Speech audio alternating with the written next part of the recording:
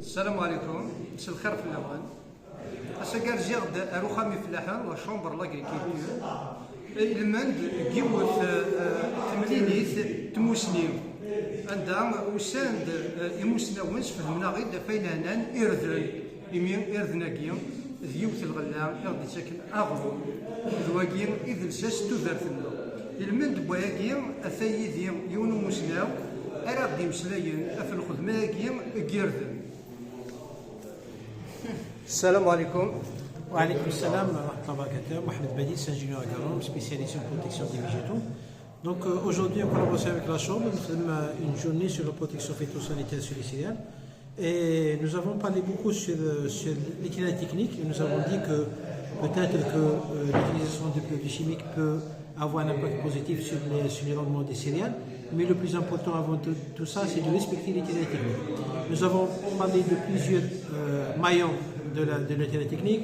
Nous avons insisté beaucoup sur la rotation des cultures qui nous permet un petit peu de diminuer le stock semencier. Nous avons aussi parlé des différentes méthodes mécaniques, de lutte mécanique préventive sur les adventices des céréales. Et nous avons dit que si on fait un bon travail, si on respecte l'itinéraire technique, l'application des herbicides en général peut nous donner les résultats escomptés. Par contre, si on rate les étapes importantes de la technique, on va s'attendre juste à l'application du produit, les résultats ne seront pas fameux. Donc, je le redis, le plus important dans la filière des céréales, c'est le respect de l'état technique.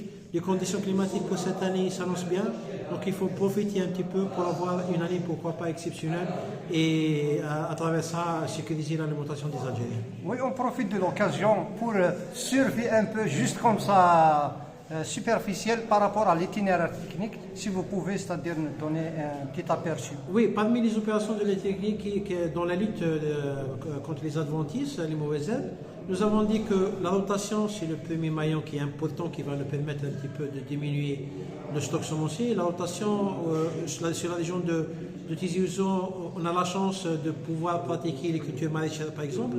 On peut aussi aller dans des cultures stratégiques pour le pays, telles que les légumineuses, donc le maïs et d'autres cultures.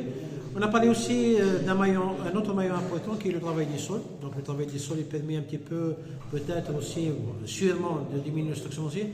On a parlé d'une technique culturelle qui s'appelle le faux semis. Le faux semis, c'est une opération cruciale qui permet de diminuer de manière glaciale le stock semencier.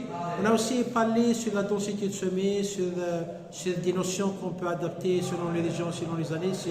C'est aussi le décalage ou bien le retard dans les semis. Ce n'est pas une pratique qui peut être valable pour toutes les régions, mais qui peut être aussi introduite dans l'itinéraire technique. Donc, grosso modo, c'est l'ensemble des opérations sur lesquelles nous avons basé notre présentation aujourd'hui. En plus, nous avons un petit peu parlé des utilisations des pesticides, des utilisations raisonnées des pesticides. J'insiste beaucoup sur le mot raisonné. Et à la fin, comme vous avez assisté, nous avons aussi donné des conseils des agriculteurs un petit peu pour préserver leur santé, pour préserver l'équilibre de l'écosystème et aussi préserver le sol et la nature. Oui, justement par rapport au désherbage, par rapport à la période idéale pour l'intervention. J'ai beaucoup insisté que l'agriculture, ce n'est pas une science exacte. Donc, les conseils peuvent changer d'une région à une autre parce que là, on est en train nous avons un rapport avec 3 paramètres qui ne sont pas fixes, donc une plante, un sol et un climat. Généralement, pour le désherbage, on a dit la première notion du désherbage, pourquoi on désherbe, c'est pour éliminer la concurrence. Donc, d'où il serait toujours conseillé de faire un désherbage précoce selon les produits aussi, à partir de la 4e feuille, s'il y a présence de mauvaises herbes, si les conditions climatiques sont là, il serait préférable de faire un désherbage précoce pour avoir les meilleurs résultats. Parce qu'un désherbage précoce, peut-être qu'on aura les résultats, mais on passe de la notion du désherbage vers une notion de nettoyage, c'est-à-dire le retour sur investissement, il ne sera pas important. Et j'ai dit ça, mais des fois, il y a d'autres paramètres sur lesquels on ne peut pas les manipuler. Donc, mais d'une manière générale, les meilleurs moyens, c'est de faire un traitement et un désherbage précoce en présence, bien sûr, du mauvais herbes. Un seul désherbage suffit pour tout. On a bien insisté que le plus important pour annoncer, pour décrocher une opération de désherbage ou bien une opération de traitement en général, c'est le diagnostic. Il faut faire le diagnostic Ça dépend aussi du cas par cas. Si on a juste, les monos, on va faire un traitement de mono, déco, anti-déco. Si on a le son, on peut faire une double action. D'un point de vue technique, scientifique, les meilleurs résultats, c'est les deux passages. Mais des fois, c'est le côté économique. Donc, quand il s'agit de grandes superficies, il y a aussi les conditions climatiques qui ne peuvent pas être en notre faveur.